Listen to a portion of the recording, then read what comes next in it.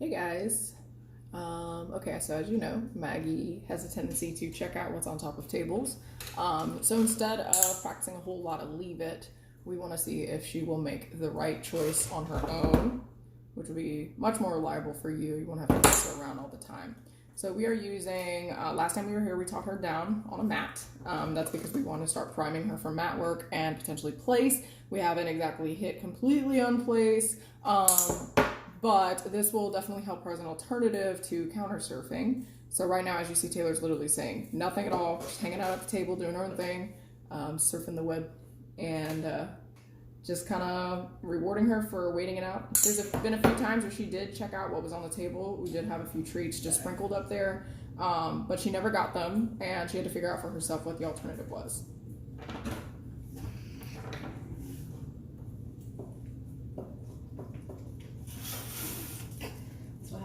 Killer.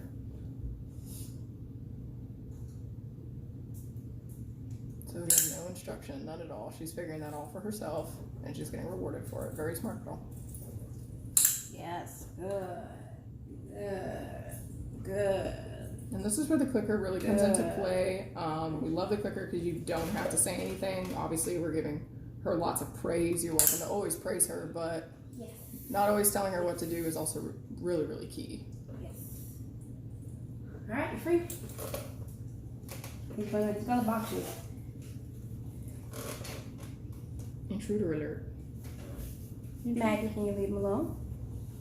That's a good girl. What else can you do? I see what you're doing, Cat. Yeah, I'm about to move you because that's not fair. You can't do that. Come here. Come here. You're so Maggie, leave it. Hey, Maggie, don't do that. That's not nice. Yes, good. Excellent. Good. Good job. You can't do that. I know it's hard for dogs to not do that, but yes. Okay.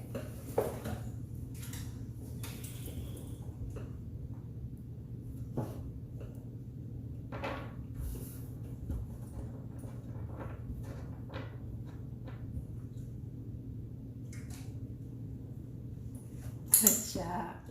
Good job. Good job. So we highly recommend getting Maggie a place like this. So this is place, but we're not naming it that yet because this is very informal. I actually jumped a lot of steps by pairing it with me sitting at this front table. But when I first came in, Maggie was jumping a lot on me, and I wanted to make sure, I wanted to say, okay, well, you're jumping a lot. You also jump on a table a lot, which is counter surfing. So at first I was walking around, clicking and treating whenever she was not jumping on me. So she jumped, I kind of ignored it. But when I saw all four paws on the ground, I clicked and gave her a treat. Then I came and sat down. I sat down and she did the same thing, and then I was like, okay, well, get off. I didn't really say get off, but when four paws to the floor, I clicked and gave her a treat. Now that's really good, but at the same time, we want something better at the table because we don't want her standing here like, where's the treat? So her alternative, instead of counter surfing, will be her place or a bed or a mat that she can go to. All of our dogs, personal dogs, they have a place to go to in the kitchen. Now your kitchen is very open, so there is no boundary to keep her out. So it's important that she knows her role in here, and her role will be on the mat. Now the mat does not have to be right here. We're starting off right here because it's close to me and I can easily deliver treats, and it makes more sense because I'm right here. Now in the future, it won't be the next session, probably a few sessions from now. We wanted to have this start going now, and then we're going to revisit it in the future. But maybe you want the place to be way over there or way over there. She is not ready for that yet. How we can get to that. And again, we're jumping a lot of steps. Typically, when we teach this, we're standing and we are only focusing this, not this and the table and me sitting. So she's doing a really amazing job.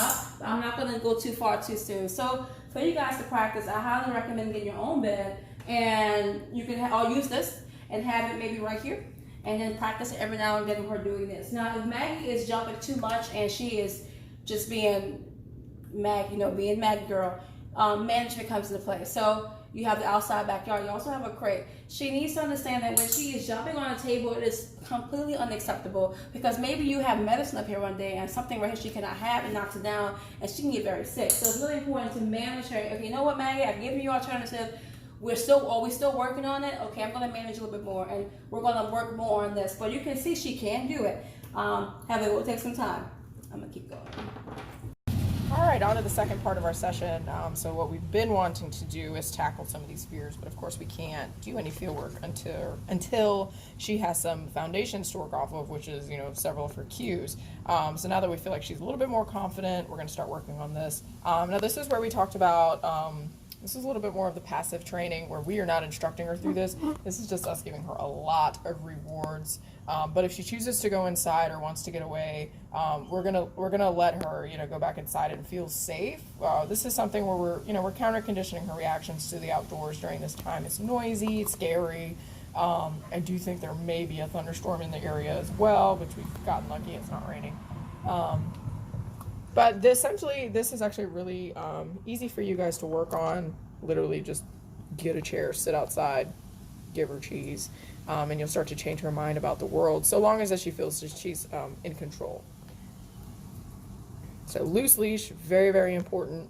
We're actually using her collar right now because her harness is a little bit loose, so we tightened up her collar. Just so you guys are aware, in terms of equipment, only 2 fingers should be able to fit under all equipment, whether it's collar or harness, so that she can't escape, just in case you get the alligator roll.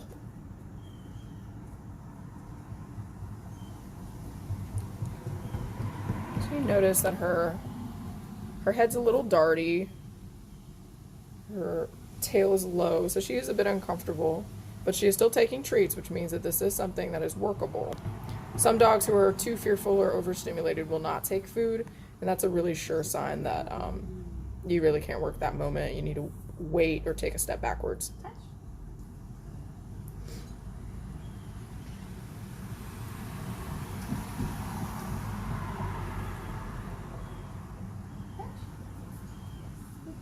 Taylor is doing the absolute simplest exercise out here, which is touch. The very first thing that she learned.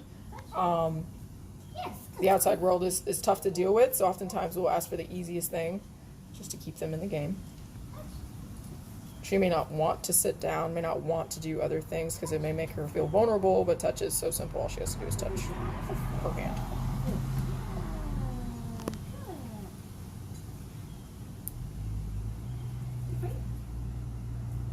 And we're getting a little bit more of a loose body, tail wagging. Be mindful though, tail wagging doesn't always mean a happy dog. You should always observe the entire body.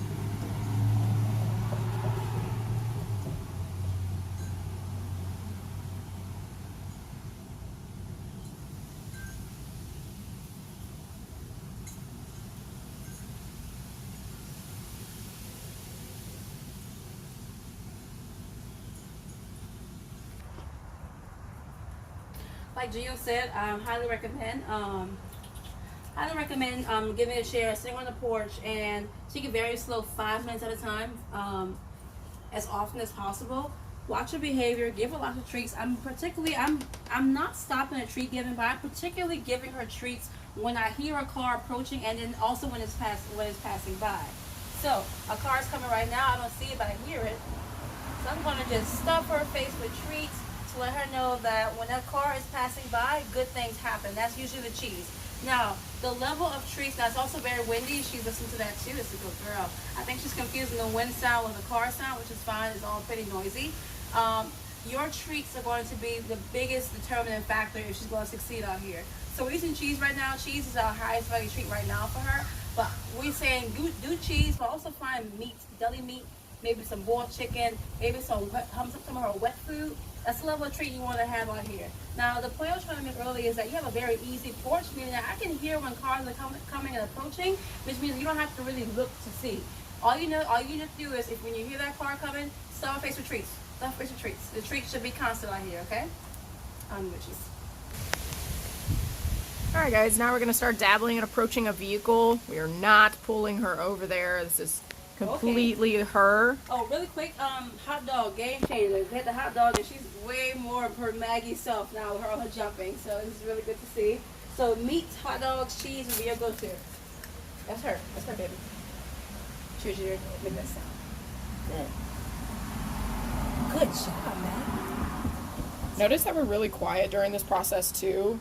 A part of what's going on with her is that it's like a sensory overload.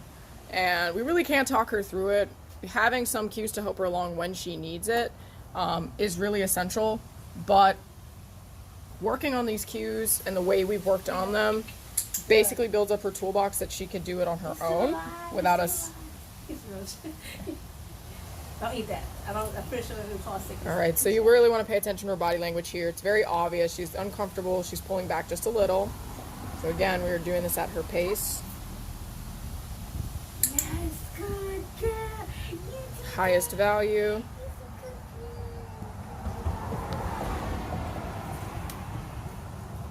Okay. Okay. And if she wants to flee, we will let her go, create some distance.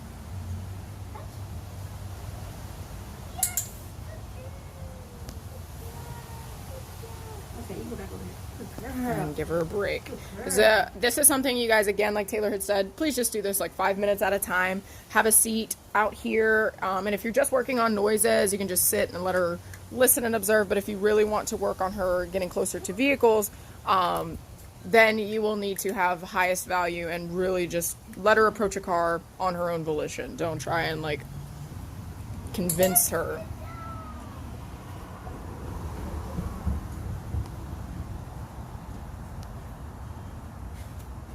Alrighty guys, we're going to keep chipping away at this. She is doing awesome. We're very proud of her progress. And if you guys have any questions, just let us know. See ya. Alright, we got Miss Maggie here. She's got a fear of vehicles. And we are working on her having a better association with them. Just a little counter conditioning work.